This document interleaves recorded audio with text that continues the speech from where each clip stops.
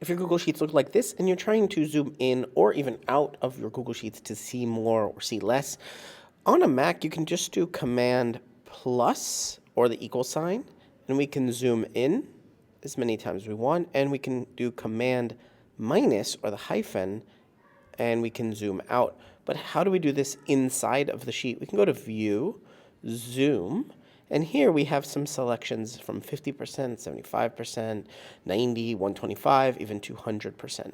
Here. There is another option in this zoom. Under zoom is to go to full screen. And sometimes if you're in full screen and you're like, well, how do I get out of full screen? You have to hit the escape button to get out of full screen.